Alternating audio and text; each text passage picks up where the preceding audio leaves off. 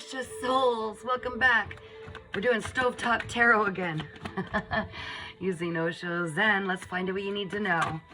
Whoop, I'll take it. What you got? The whole reading is about turning in, trusting your inner guidance. Listen to the messages you're receiving from your guidance team, your entire spirit team, your ancestors, your higher self. You're being given guidance at this time. It's time to listen. Your challenge. Try not to compare things. There's no comparison. One will be good for one thing, one will be great for another. If you're comparing, follow your heart. Which one looks like it matches the end goal you have in sight, okay? Something you really want long term. Don't worry about what's being available easy, short term, if it's not going to satisfy your dreams long term. Also, right now, on a subconscious level even, you're trying to force celebrations, create celebrations where there were never celebrations. Any reason to celebrate, you're like, I'm just going to celebrate. Like these ladies out in the massive storm, they're just out dancing and playing. They don't even care. They're having fun. They're creating their own celebration, which by doing so, you bring in celebration in your life. Remember, we bring in what we already embody as far as energy, okay? Let's find out what else you need to know. Okay, so you're kind of, there's a lot of guilt. You're feeling a lot of guilt. That's because you keep reflecting on the past. The past is gone. It's time to release it. You showed up perfectly, exactly as you did. It matters not what you believe you could have done differently, because back then you didn't have any more experience, any more wisdom, or the tools to do so. You acted in exactly the amount of tools, wisdom, knowledge, and experience you had at that time, and it was for a purpose. It was so you could learn, so others could learn. So it's time to release the past, release the guilt. You weren't meant to take that baggage with you, okay? What do we know about just recently? What happened just recently? The mind, okay? You were overthinking things. You were trying to control the outcome, control how certain things that you needed. Don't mind my dog, he thinks it's treat time. How the outcome was going to find you. You were going to attempt to figure it out, put things in place to control how it finds you and control the outcome, okay? We cannot control those things. We really cannot. We have to just trust, move forward with faith that what we desire will find us, as long as we embody that energy and continue to stay positive. So the overthinking probably had you in a state of exhaustion. It was probably hard to sleep at night. Yeah, the mind was never designed to figure out how things are going to find their way to us, how things are going to be, you know, the outcome. The mind was meant to be a tool that helps us envision what we desire, daydream, expand our consciousness, okay? Really look at, what do I desire? And it kind of is meant to be the trigger that gets us excited so that our hearts are filled with joy. And then we do elevate that elated feeling inside so that we do create that which we desire. This one is what's to come. Now remember, future is subject to change every second, depending on what we do in each moment.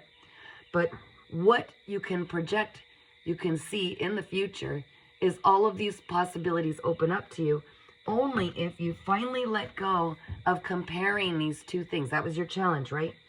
Quit trying to compare two things. Choose the one that makes you the most excited, and that's when all of these opportunities will open up.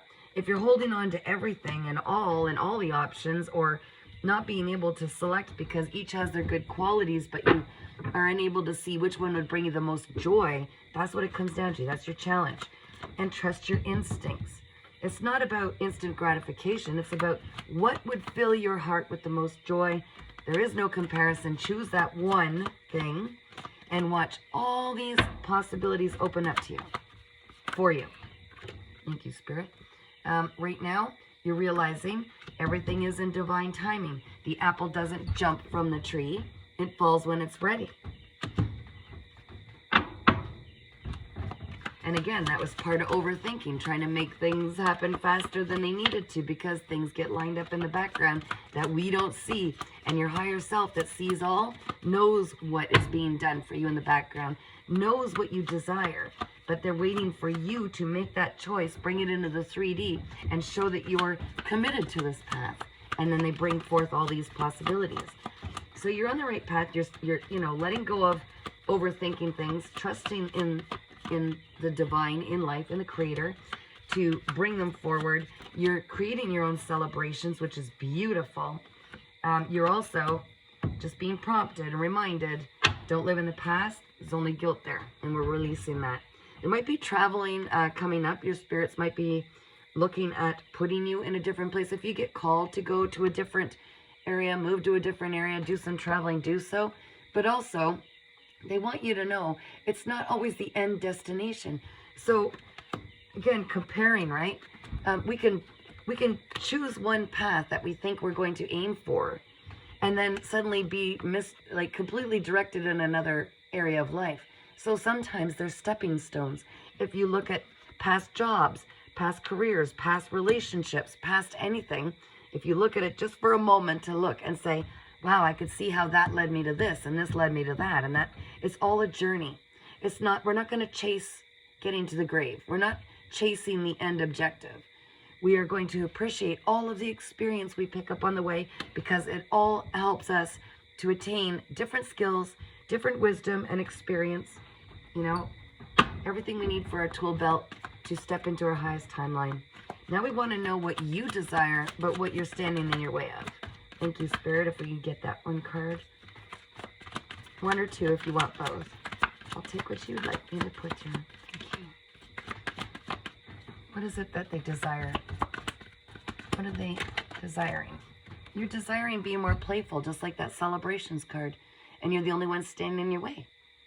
So if you want to be playful and remember what it is to be innocent and childlike and enjoy more recesses, less work, create it.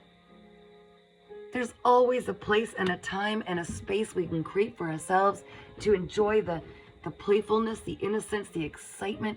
That's what elevates our energy. That's what elevates our frequency, which is extremely important if you want to manifest anything special in your life.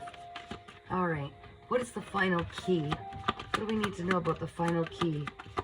After the challenge of, quit comparing two people, two things, two jobs, and just go with what excites you the most. But what is the key, Spirit? What is it you want them to know is the key to all of this? Awareness makes total sense. Melting the veil of illusion. Seeing the truth. Seeing the bigger picture. Life has the same playbook for everybody in different circumstances and dynamics, but it's always the same.